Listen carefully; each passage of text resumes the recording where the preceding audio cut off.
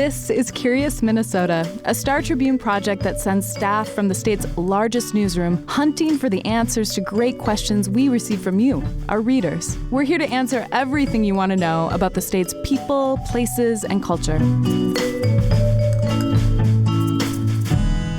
Welcome to Curious Minnesota. I'm your host, Eric Roper. Today's episode of Curious Minnesota is sponsored by Primrose Schools. I remember when I first moved to Minnesota in 2010, I noticed there were these statues of Charlie Brown and Lucy from Peanuts across the street from the Star Tribune's old building on Portland Avenue in Minneapolis. At the time, I had no idea that these statues were among hundreds that were built in the early 2000s to honor the legacy of hometown hero Charles Schulz. They were peppered around St. Paul, where Schulz grew up. A reader wanted to know what happened to all these statues, and we're joined today by reporter Katie Galioto, who wrote a story for Curious Minnesota about the background of this project, which was known as Peanuts on Parade, and where people can find these statues today. Well, Katie, thanks so much for joining us today. So before we start, tell us a little bit about what you do here at the paper, because it's relevant to what we're going to be talking about. Yeah, so I am the Star Tribune St. Paul City Hall reporter, meaning I cover city government, what the mayor and the city council are doing, but also St. Paul neighborhoods and sort of how city government's impacting their lives. Okay. And you grew up in the area, not in St. Paul, but do you remember this whole extravaganza? I do. I was pretty young at the time, but I think it was probably the Linus summer. I remember my family going to the state fair and seeing all the statues out and about on display there, and it was really fun. Okay. To clarify, Linus summer means the summer of the character Linus, and we'll talk later about what that, yes, what that means. Yes, the Peanuts character, blanket-carrying Linus. Yeah, a.k.a. Linus Summer, which is a fun way to refer to it. It's really an era. Yeah. And so why are we talking about this? I mean, you can see some of these statues around today, but these were sort of ubiquitous, right? I mean, that's kind of why this is such an interesting story.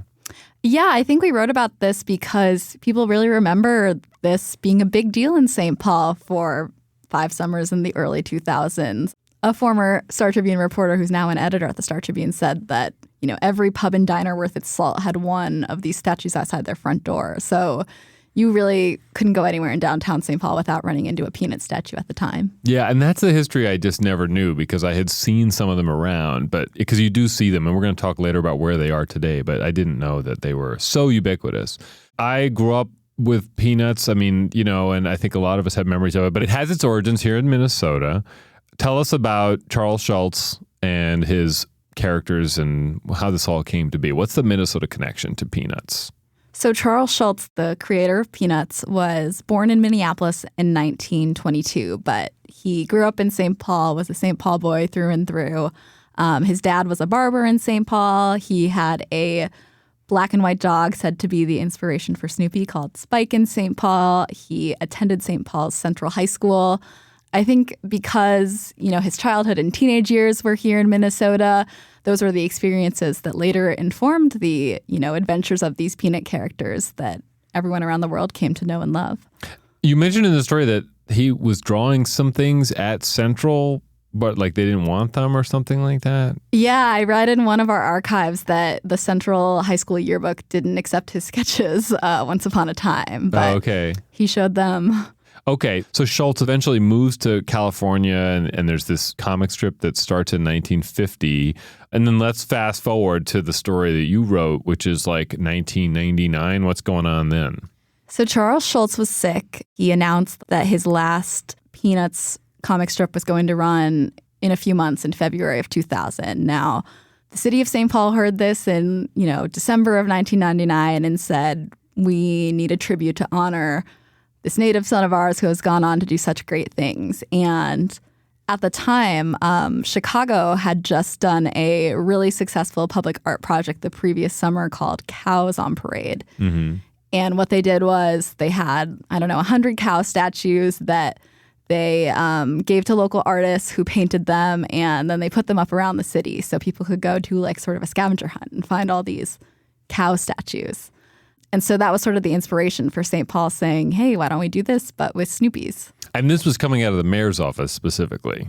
Yes, St. Paul Mayor Norm Coleman and his team were sort of the idea brainchild for this. All right. Well, kudos to former Mayor Coleman because it turned out to be such a successful idea. Okay, what happens next? Norm Coleman, again, he has this idea.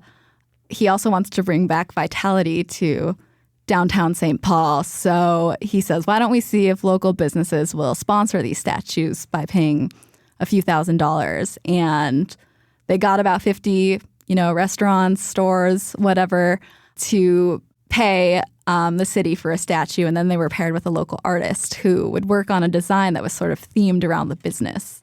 And are they just out on the sidewalk, essentially, or? Yeah, so think of a 5-foot-tall fiberglass Snoopy painted sometimes with accessories, a hat or a prop, and they're usually right outside in front of a business or in a park, all public places. And what are some notable ones that you were you wrote about a couple here in the story? Yeah, there was a local florist on Grand Avenue that had a Snoopy that was decorated with all these flowers, and he actually had a watering can that was rigged up with a hose to actually sprinkle water. Nice. The Ordway also had one that I pointed out. It was just a classy Snoopy with a top hat and a tailcoat, sort of greeting people as they go to see their shows downtown. Okay. So this is like a big hit. What is snooping? People went crazy over these statues, and, in the summer of 2000, they started almost doing a little scavenger hunt, seeing if they could find every single Snoopy in St. Paul.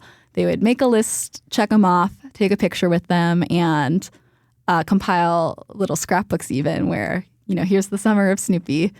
And the term snooping was coined for people going on these sort of mini scavenger hunts that summer. Interesting. Okay. So they ended up doing even more of them? It was so popular that they just start rolling out more Snoopies that year? Yeah, I think they started with about 50 Snoopies. And once people started seeing how successful this project was, businesses were clamoring to get in on the action, because this would drive traffic to their stores or their restaurants. So they ended up with 101 Snoopies that first summer in St. Paul. Okay. And so part of the question that we got was what happened to these things. And so the answer to some degree, and we're going to get into more of it in a second. So the answer to some degree is that they were auctioned off? Yes. So the original plan was at the end of the summer, the city would auction off as many Snoopies as they could, and the proceeds would go to a permanent way to honor Charles Schulz. They wanted to put a bunch of bronze statues of Peanuts characters downtown, and you can see them there today in the Landmark Plaza.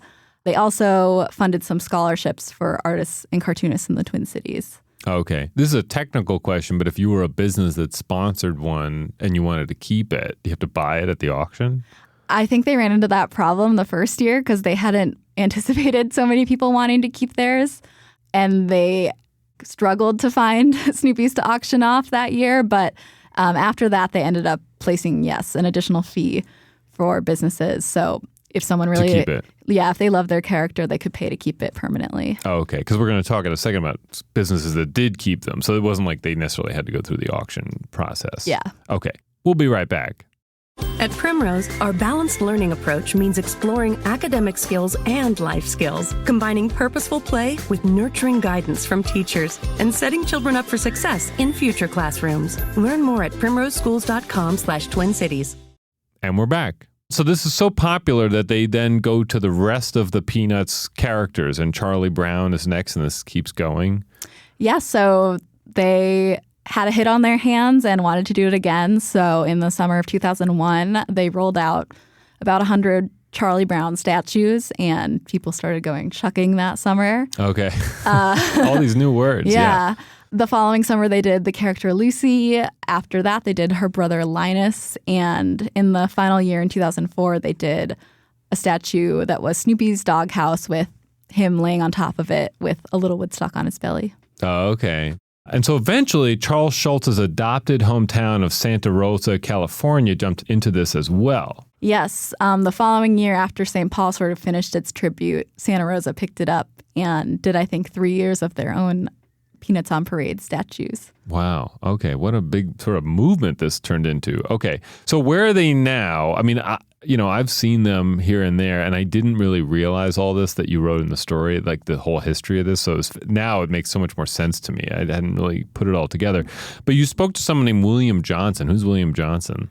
Yeah, William Johnson is the author of A Complete History of Peanuts on Parade, and he wrote this book that documents all of the statues, both in Minnesota and in California, actually. He has a volume too.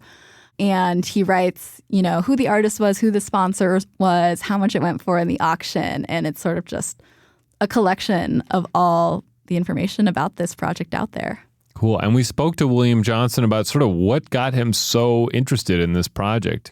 I've been into Peanuts my whole life. Even when I was a little kid, I hated to read. And my mom tried to encourage me to read so much that she just bought me Peanuts comic books because that was the only thing I would ever read. So I started collecting, and just anything that I could get my hands on, I saved for, that had to do with Peanuts.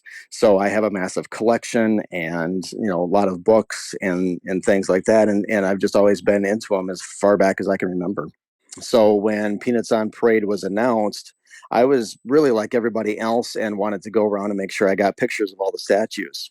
Thank you to William for talking to us. For people who are interested in the details, there's a map on the story that you and William Johnson and our graphics team all worked on to put together, right? And people can see it. It's even color-coded by character. Yes. You can find some places to look for statues in the metro area online. I should note that we know it's not comprehensive.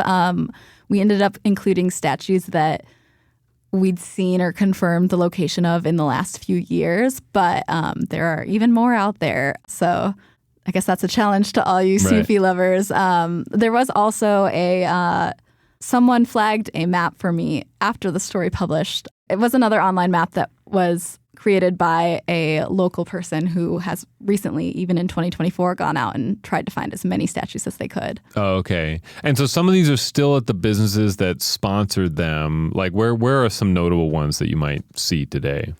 There's still quite a few on Grand Avenue. I did my own little mini scavenger hunt when I was reporting this story. And there's one that I like right outside the Grand Avenue Veterinary Center that is a little patient Snoopy with veterinarian Woodstock tending to him. Yeah, he's like on a doghouse and has Band-Aids on and everything. It looks like he got banged up somehow. It's like a gurney doghouse too, yeah. Okay. And then there's still quite a few downtown. We went to the store Candyland, a candy store, and they have a Lucy holding a lollipop and a doghouse that's basically a gingerbread house. Oh, cool. Yeah. Yeah, and we have some, the Star Tribune. Yes. Right outside our Heritage printing plant in the North Loop, we have a Lucy and a Charlie Brown. Yeah, and like the Lucy is like holding up a newspaper, and you can like stick your head in and get your picture taken like you're on the front page of the newspaper, which is cool. And so we should also note that Snoopy's having a moment here. Like, this is not some passé topic. Like, Peanuts is like super relevant today. What's going on? What's happening here? Yeah, I think Snoopy has just gotten some online attention. Gen Z has really adopted him because they just love the character of Snoopy and some of his Peanuts friends. I think some of the clips from, the Charlie Brown Christmas special or other videos have become memes or gone viral. So yeah, his popularity has not dwindled over time. Right. And when I say here, I mean, I'm not talking about Minnesota. This is like kind of all over the place, which is really interesting. Like, these old cartoon characters would have this revival. Do you have sort of a favorite of the statues around town? That's a tough question. I don't know where it is now, but I really like the Sound of the Watering Can one. I thought that was cool. Oh, okay. And so some of them are in like private residences, right? Yeah. We actually got a few emails in response to this story from people saying they bought these at the auction, in the early 2000s.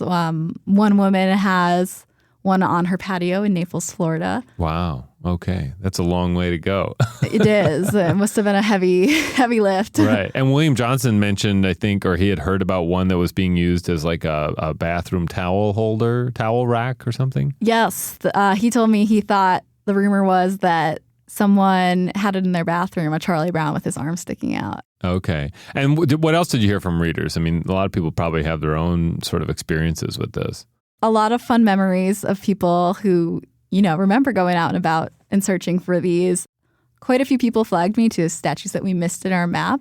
Thank you, readers. Yes, we appreciate you. Yeah. I heard from my middle school social studies teacher, shout out Mr. Z, who remembers searching for these long ago.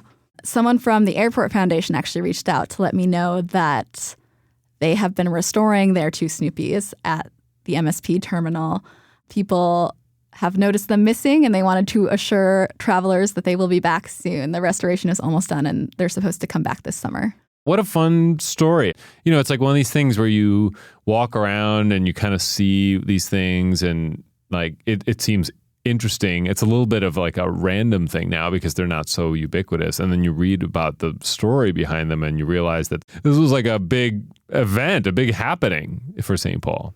Yeah. And I think, when kids were out of school in the summer, it was just a really fun activity for families to do and created a lot of memories for Minnesotans. Yeah. All right. Well, listeners, if you have any fun memories of Peanuts on Parade, record yourself and email us at curious@startribune.com, and we may feature it on a future episode. Well, Katie, thank you so much for joining us. Yeah. Thanks for having me. Okay, that's it for today's show. Thanks always to Matt Gilmer for editing this podcast. Got feedback for us or a question you'd like us to answer? Send us a note at curious@startribune.com. And if you're enjoying this show, please tell a friend about it. Thanks. Thanks for listening to Curious Minnesota. We want to hear from you. Ask questions and read more stories online at startribune.com/curious. Our show is recorded at the Star Tribune's headquarters in beautiful downtown Minneapolis, and our music is produced by Matt Gilmer. If you like the show, please rate us on iTunes or leave a review. And until next time, stay curious.